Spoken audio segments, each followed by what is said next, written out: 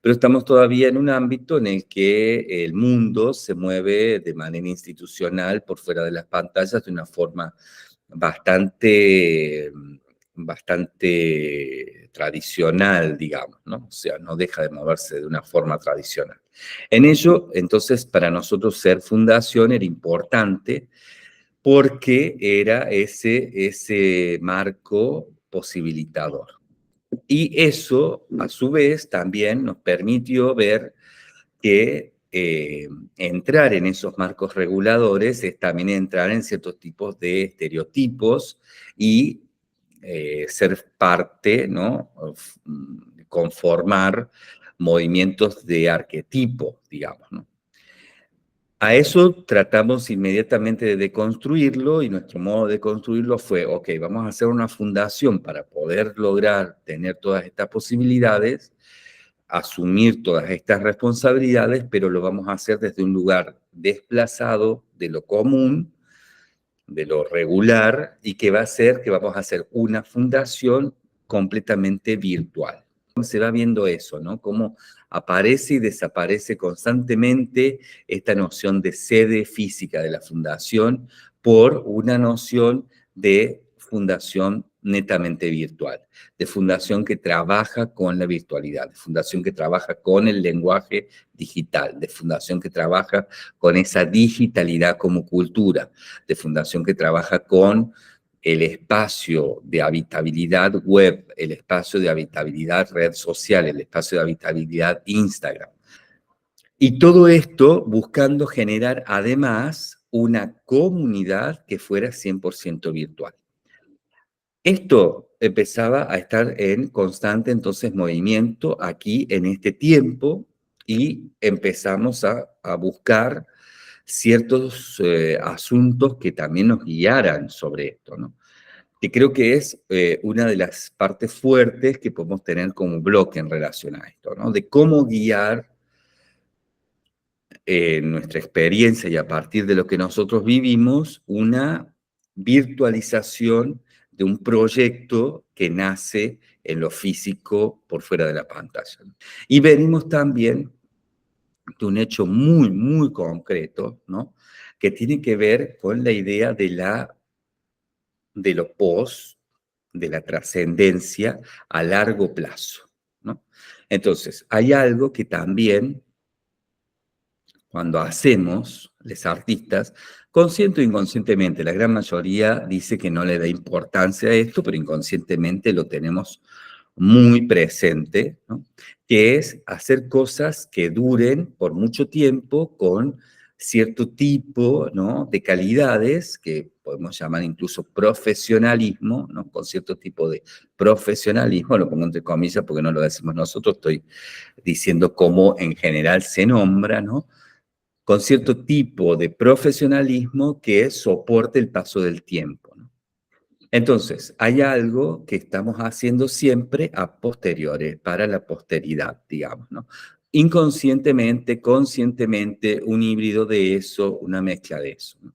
Y nosotros, desde ese momento en que empezamos a hacer este cambio, esta eh, transferencia desde lo físico externo por fuera de la pantalla a lo físico interior de la pantalla, a lo físico virtual, virtual digital, empezamos a trabajar con una inmediatez de todo, ¿no? Con una inmediatez que es la inmediatez que vivimos constantemente en nuestra experiencia en las pantallas, ¿no? Entonces, en esa inmediatez lo que encontramos fue una situación muy concreta, ¿no?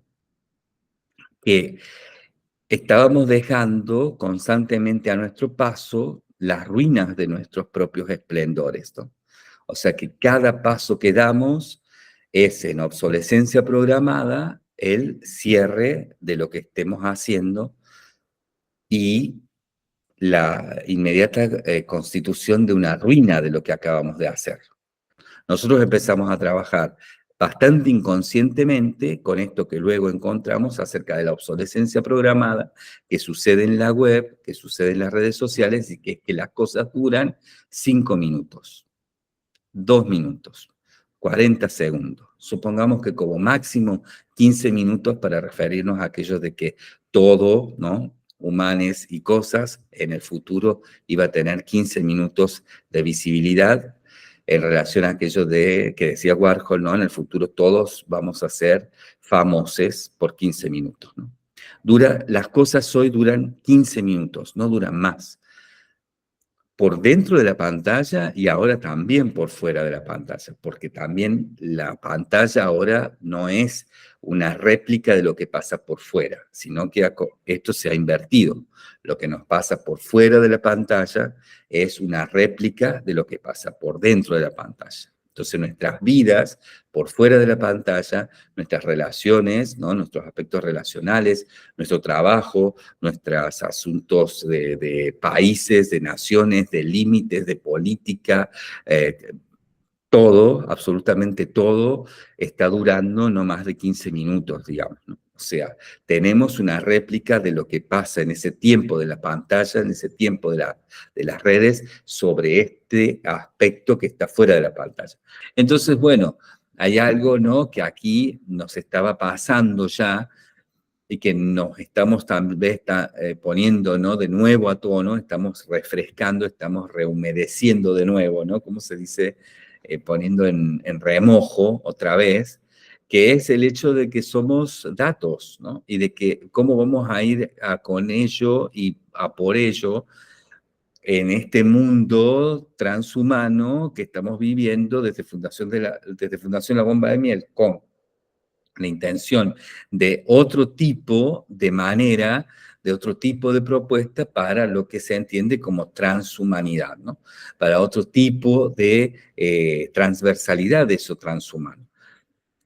Hablar de datos, hablar de efímero, hablar de descartable, es necesario porque volvemos entonces a retomar también la posibilidad de qué hacer con ello.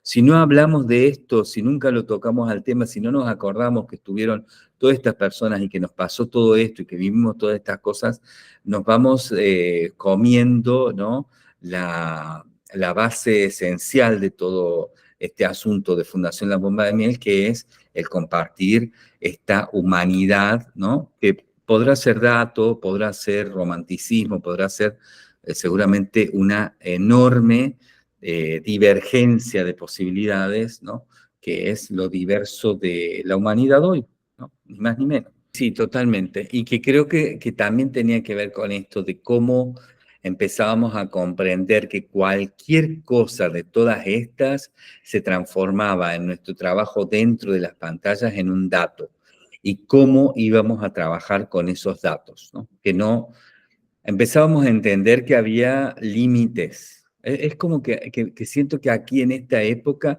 hay como una conciencia transversal, tal vez no consciente, una conciencia, no sé cómo decirlo, ¿no?, que tiene que ver con el hecho de una humanización de los datos, ¿no? O sea, de mantener, es como la aparición de nuestra ética y moral ante lo digital y lo virtual, ¿no? De cómo nos íbamos a manejar ética y moralmente ante lo digital y lo virtual, que era aprovechando lo digital y lo virtual al máximo en su potencialidad, pero sin descuidar lo humano en términos también del dato, ¿no? O sea, de que no pretendíamos seguir con humanos como humanos. Los humanos también nos empezábamos a transformar en datos y de hecho lo seguimos siendo, ¿no? Desde ese momento creo que hasta hoy cada vez más.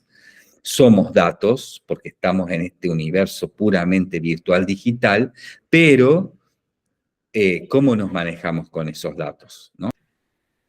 Que tiene que ver un poco con esta tensión entre entender de repente de una forma muy viva, ¿no?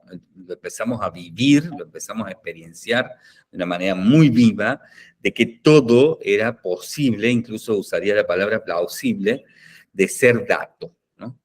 Y que en eso se nos complicaba a nivel ético algunos aspectos porque al entrar en el juego del dato y del algoritmo, ¿no? O sea, al movimiento del dato en Instagram, eso deshumaniza cierto tipo de situación posible del dato, ¿no?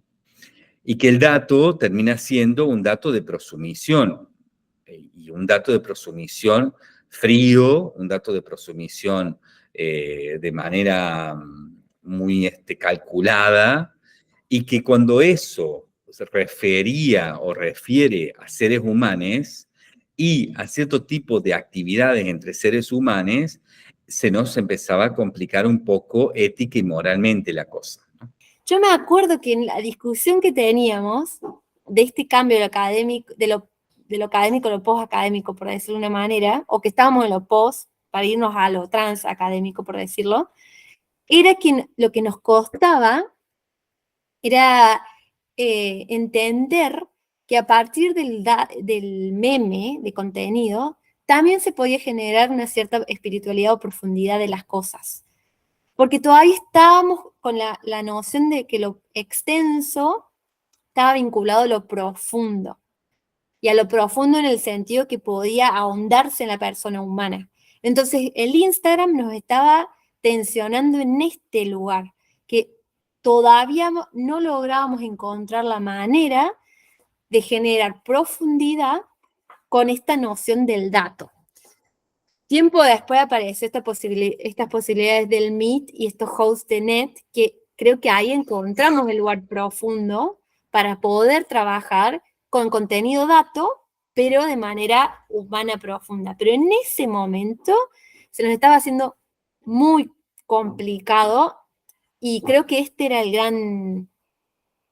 Totalmente de acuerdo, totalmente de acuerdo. Me parece que está buenísimo que podamos agregar algo de eso, porque me parece que ahí está el gran asunto de este bloque dato, que también es un bloque con el que vamos a poder trabajar con nuestra diversidad de una forma creo que muy interesante, porque hay algo muy difícil desde hace 30 años. Estaba recién mientras hablaba recordando cosas que hemos visto en el mes Sysmatrix que decía Donna Haraway, ¿no? En relación a cómo desde hace 30 años mínimamente, ¿no? Porque en realidad puede ser un poquito antes también, estamos tratando de enfrentarnos a la posibilidad de ser literalmente datos, porque datos hemos sido muchas veces en la historia de la humanidad, ¿no? Vale decir, solamente que ahora esos datos están expuestos de una manera bastante clara y muchas veces además muy obscena, ¿no? O sea, se exponen las personas, se nos expone como datos de unas formas muy frías, muy calculadas, muy poco humanas y también muy relacionadas con cierto tipo de mezquindades, con ciertos tipos de estrategias de mercado muy poco, muy poco dadas a la empatía y a cierto tipo de conexión, ¿no? Con la humanidad, etcétera. Entonces eso nos hace sentir una angustia muy grande ante la posibilidad de ser datos y de estar como datos tratándonos entre todos, entre datos, digamos, ¿no? Y que nuestra humanidad parecería cae en una especie de terror respecto a cómo una cosa borra la otra, ¿no? Y recuerdo a Donna Haraway que decía esto, ¿no? De que una cosa no borra la otra, de que justamente una cosa se complementa con la otra en términos de esta transhumanidad que viene a complementar lo que después también veíamos, ¿no? En otro momento respecto al desarrollo de cierto tipo de tecnologías que son también energías, digamos, ¿no? Lo empezamos a entender a partir de esta transversalidad que pudimos empezar a hacer sobre la ética y la moral en relación al dato específicamente como algo que de lo emocional barra amor había pasado a la prosumisión barra amor, ¿no? Y que entonces en ese sentido todo lo que entendíamos de nuestro hacer, nuestro obrar en relación a la pasión que lleva, ¿no? La bomba de miel en torno y específicamente en eje a nuestra misión, ¿no? Que es una misión humanitaria, esa misión humanitaria está fuertemente ligada a un amor por la humanidad, ¿no? Nuestra misión humanitaria de Fundación La Bomba de Miel está ligada a un amor por la humanidad. Para encontrar la medida de cercanía y proximidad que desde la virtualidad creíamos posible, y ahora te acordás de esta medida